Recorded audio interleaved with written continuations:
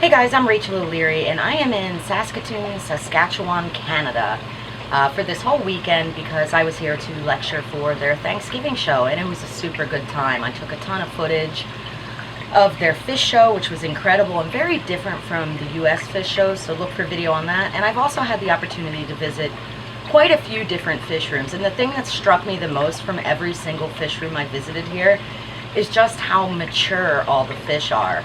These are fish keepers that are keeping their fish for the long haul, and it really makes a stunning display. Today we're at Kevin Acton's house, and he's the guy who's graciously hosted me my entire stay here in Canada, so we're going to talk to him and take a look at some of his aquariums. Let's get started. So here in Kevin's basement fish room, there's quite a few larger planted tanks, very much a jungle style.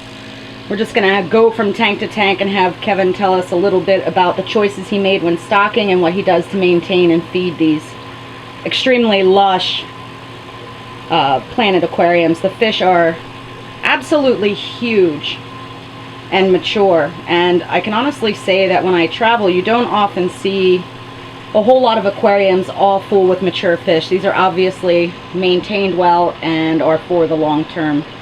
So you just tell us a little bit about your goals or thoughts when you're choosing your fish for these? Sure, Rachel, thanks. My name's Kevin Acton with Saskatoon Aquarium Society, and had the honor of hanging out with Rachel this weekend at our Thanksgiving show. But what I do, Rachel, is a lot of the fish I buy and I stock them for the long-term reasons of eventually being able to spawn them. And that applies to a lot of the things that I have, but not all necessarily. Cardinal tetras obviously are very difficult to spawn, but they're my favorite by far of all the aquarium fish for a schooling fish. And so those cardinals they're about 4, almost 5 years old, full grown, and when they're out swimming around, they're definitely, like I said, one of my faves. So they're just there strictly for the beauty of the aquarium. The one thing that I have done is, and I've had some success with it, is that I'll take a group of like a Hypensistrus. The L66 zebras are in this tank that you're looking at, and they all got their own caves, which is typical for a Hypensistrus, and they spawn in there, and there's babies cruising around in the tank, and you see them once in a while. They're obviously very nocturnal, but they're spawning in a community aquarium. There's corridors in there, there's rams, there's smaller fish, there's some pencil fish in the tank, but with it there's spawning happening right in the aquarium. Last week in this tank here, the Heros fasciatus spawned, and they were right in the aquarium with the emperor tetras, with the corridors, with 6 panax, the L204s, which are really nice fish, and of course they're a wood panax, so they're all hiding in the wood right now, not cooperating, but that's normal. So yeah, and that again, right in the community tank, and I kind of like that. I think it's neat when fish can defend and sort of somewhat, I guess, similar to what they would in the wild. So the plants, for me, I've been a plant guy forever. Way back in the day when we used to try and grow all kinds of fancy plants with like the old T12 fluorescent light bulbs. That was a big thing 30 years ago. Got my Grandmaster Horticultural Award. Propagated about 130 different varieties of aquarium plants. So you have one really interesting plant, which is the Echinodorus formani. That's the black Echinodorus, and the center leaves, given the right conditions, and it's a heavy fertilizer using plant, but it's a beautiful, stunning plant.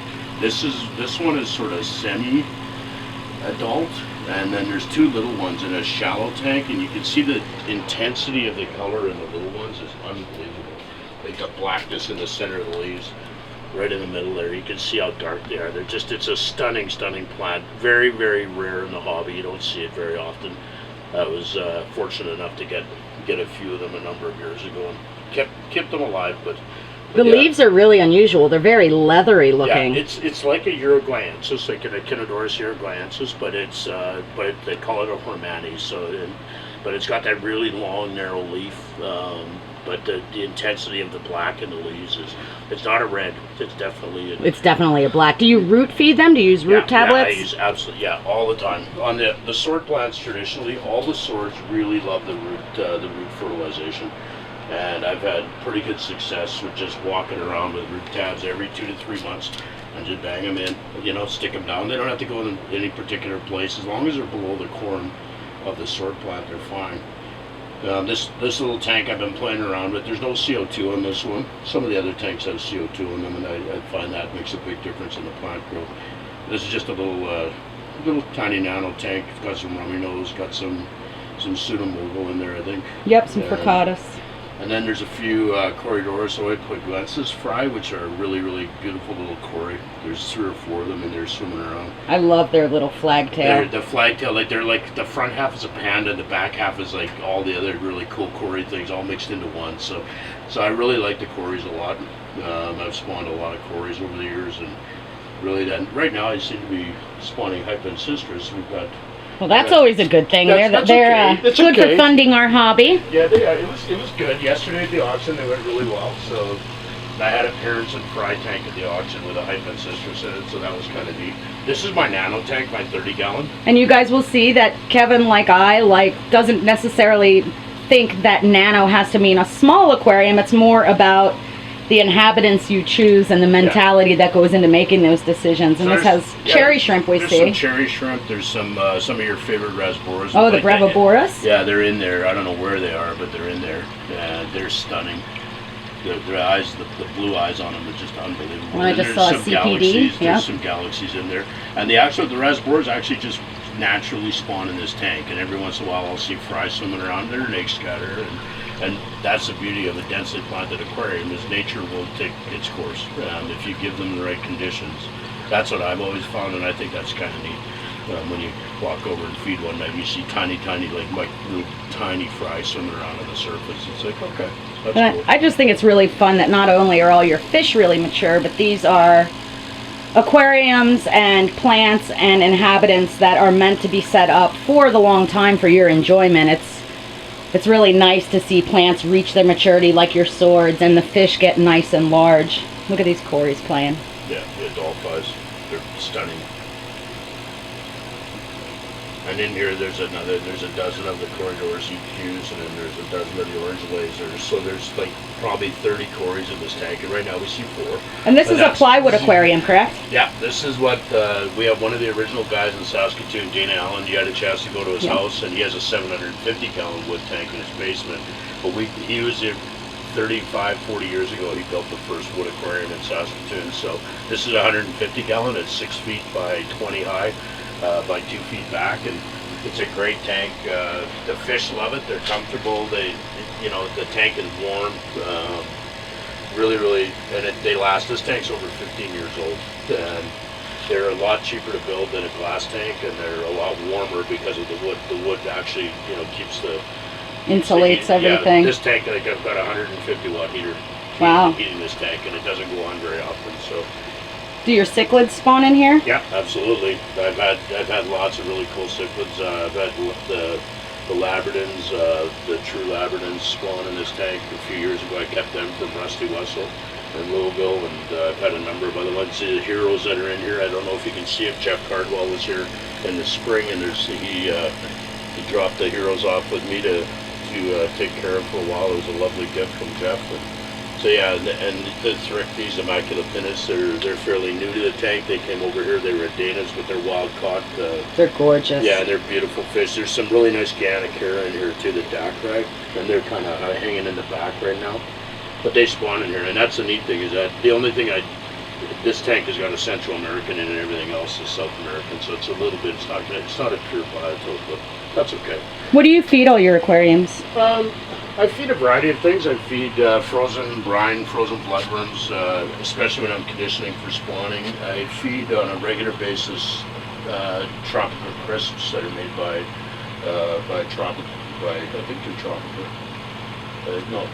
Tropical? Yeah. The ones from Europe? The Tetra. They're made by Oh, Tetra. okay. I gotcha. The Tetra crisps, sorry. And then I feed extreme, the micro pellets. The cories love the micro pellets. The scrapers, the extreme wafers, the hypancistris really like those, and the Panax really like the wafers too. They definitely hunker right down on top of them when they're in the tank. So, if you had to pick the favorite fish in your fish room, which would it be? I'm gonna go with the Cardinal Tetra. Even some of the others are beautiful. one, but I really like the cardinal tetra's. They make an incredible display in this Yeah, large. And what they're- size is this one? This tank's a 135. That's what I thought. Yeah. And they're not out right now. I don't know if we can get them out. How often do you water change? Daily. Daily? Good for you. 10% every day. I have a lovely little system right here. These rose lines are spectacular too. Yeah. This is the Oh, water, great. This is the water changer, and it's all filtered through a 1 micron filter. Sprinkler timers. This is designed locally. We built it ourselves. Each tank has its own setting, so you can feed the amount to every different tank because they're all different sizes. Right. So the 30-gallon gets 3-gallon water change once a day. And there's backup timers and delay timers so that if the power goes out, then it automatically turns on to fill the sumps back up as soon as the power Perfect. comes back on. And it's nice and quiet down There's here. emergency shut-offs in here. Let's do a water change. There. Oh, It's happening as we speak. that's So it fantastic. turns on every day for half an hour. The tanks all get a water change every night at 11 o'clock. Do you have a like a doser for the water conditioner, or do you not worry about it because it's a small volume? Oh, right Straight there. 1 micron, and it's less than 10% of the total tank volume. Perfect. So chlorine and chloramine we're not worried about. Yeah, it's... So which tank is your favorite? Is it also the Cardinal tank? Probably right now the Cardinal tank. I like this tank though because I really like the layout of this tank, and then it's 2 foot square. I love that. And then it's only 20 inches high, so like I love the depth of the tank and the width of the tank. And it's a 45 gallon, so it's not that big of an aquarium, but I kind of like just the way it looks. So I've been playing around with mosses and trying to get them growing there and stuff like that. So, but I got some tips this weekend from Rachel, so that's a good thing. So hopefully I'll be able to make some of those come true. Well, thank you very much, Kevin, not only for your hospitality, but for sharing your fish room with us. Yeah, no problem, Rachel. It was awesome to have you up here and for the club and for our show, and it was just great to see you. So Hopefully I'll be able to make it back here again sometime we'd soon. love to have you back.